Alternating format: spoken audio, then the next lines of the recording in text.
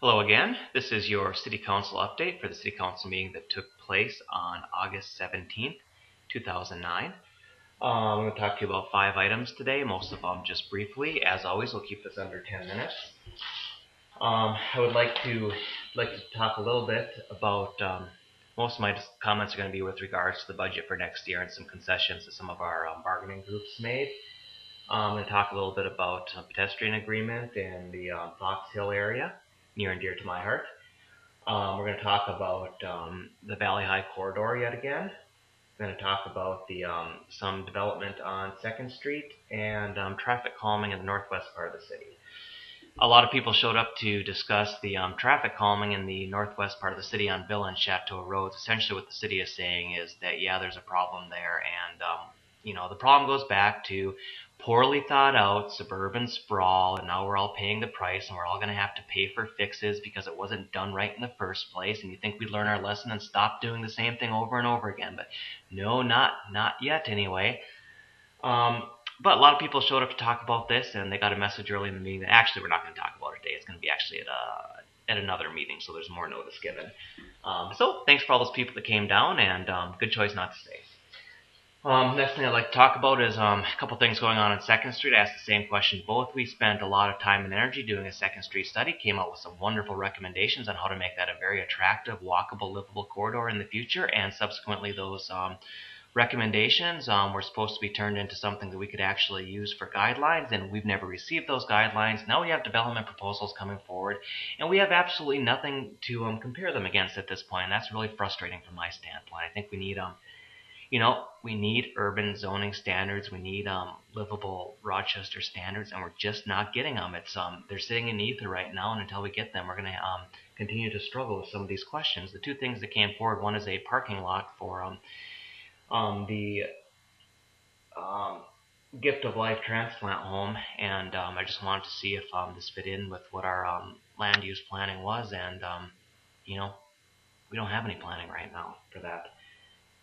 Second thing is what was originally going to be Shops on 2nd, that area, which was going to be an absolutely marvelous place, but of course the Miracle Mile sued because they were 6 parking spots short of where they needed to be, and the economy tanked, and now we're looking to have something there. I don't think what's going on there is going to be nearly as attractive as what had been originally proposed, but there's some discussion as to what's going to go there. But what we had to do tonight was talk about whether or not the how we're going to approve the plat for basically the area, and what's going to be is there's essentially going to be 3 pieces of land left over, one to the west, which I believe does have development about ready to go, and then two more to the east side of that. I think the interesting thing here is the city was asking for 7 feet more of right-of-way, and that put up red flags right away because I didn't want a wider road, make it a little bit less pedestrian friendly. But I think the city had the right idea in this. Richard Freeze pointed out that actually we'd use this additional space for wider sidewalks, nice boulevards, still keep, not necessarily widen the street, but make sure we have appropriate amenities there, and I think that's going to be a good win-win. I did make a request that the property owner take some time and just sit down and answer questions with the neighborhood, get some feedback. I think there's a lot of concerns there, and this is something that we should all be concerned about. It's one of the very vibrant, often seen corners in our city, and it's something that we should do right. We should expect higher standards, and I think as long as we stick with it, we'll get it. It'd be real nice again if we had some zoning guidelines as to what could not be done there. What I don't want to see is I don't want to see big large flat surface lots. That's kind of it's a waste of some very good property if we do that. But if that's what our current zoning says they need, we haven't given them a good alternative. And this was for now this was tabled till the next meeting. Next item, talk a little bit about pedestrian agreement in Fox Hill. One side of the street there, the sidewalks were supposed to be in by 2009. Basically, what the developer was looking for was a 5-year extension. My only concern with that is there was not sidewalks currently on either side of the street, and since I walk very often with my daughter and my dog on that road, I wanted to make sure that there were pedestrian features on at least one side of the street. It does sound like by the end of this year there will be on the opposite side of the street, so I'm okay with that. So all of you folks that are watching this and live in Fox Hill, you should know that your sidewalk will be complete to take you down towards 2nd Street on at least one side of the street. So I think that's a safety enhancement, because we've got a few drivers up here, like most parts of the city, that the speed limit is merely a recommendation to them.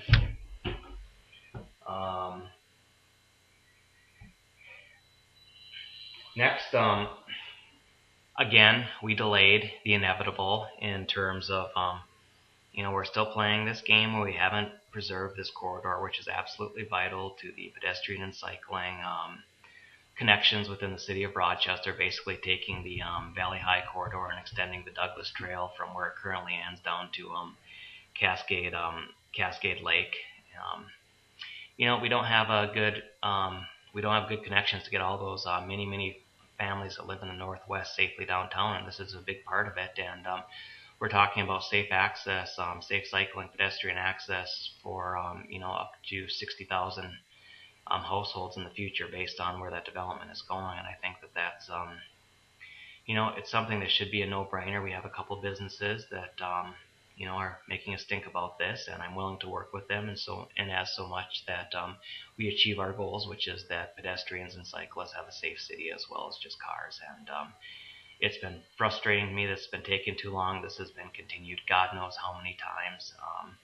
At the end of the day, I certainly hope that our elected officials are responsible and we take this corridor for the cycling connection, which it should be.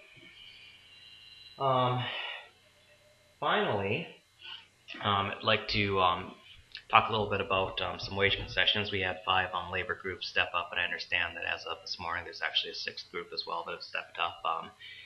We had a responsible budget. We had pay increases that we could afford, and we had the rug pulled out from under us by Tim Pawlenty. And despite all of our responsible fiscal management at the city, it was undone by the fiscal irresponsibility of Tim Pawlenty and the state government.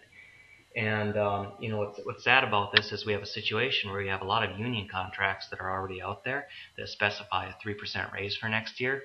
They have no need to go back and renegotiate this. So what we're asking them to do, they're basically doing out of the goodness of their hearts. And I think it's unfair, because I think that they didn't do anything wrong. The city didn't necessarily do anything wrong either. And but we still have to trim some dollars. And these 5 groups, to their credit, did step up. The plan going forward is going to be for 12 days of furlough for all of these organizations. I'm not a big fan of furlough for a number of reasons, but it's about the only thing we could do now. I think that those groups that don't have contracts, I think if they're expecting to get a generous cost of living raise in 2010, it just ain't going to happen. There is not the money there. Taxes are going to go up way too much as it is, and anything else is going to be piling on. And there are a number of other concerns that are coming up too. I brought up during the meeting that we're going to be building this public works garage, and just the bond repayments on that are going to increase property taxes in 2 consecutive years by 2% each year. And that's before we have anything else on top of that.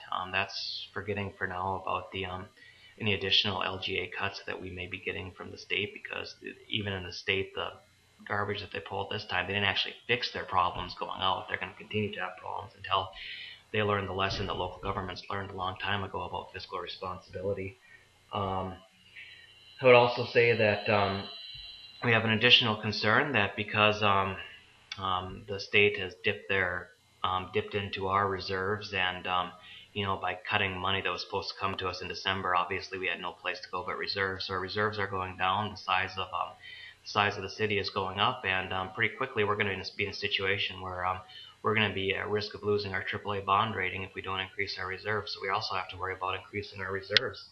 I think that the furloughs are a very short-term fix to a long-term problem, and there's going to be probably 3 or 4 years where we're really struggling with the budget. And that's unfortunate. It's unfortunate because Rochester continues to pay a lot of property taxes there are a lot of income taxes that aren't coming back to the city. We continue to be a net provider for the state, and the state's not stepping up to the plate and doing their part. We have lots of millionaires living in surrounding communities that their livelihood depends on the infrastructure of Rochester, yet they're not paying property taxes here, and we're not getting the appropriate adjustments. So It's unfair to the Rochester taxpayer. I'm going to continue to fight it, and I do thank the unions for stepping up and doing something they didn't have to do, and we're going to continue working on this. I'm always happy to answer your questions. Thanks, and have a great week.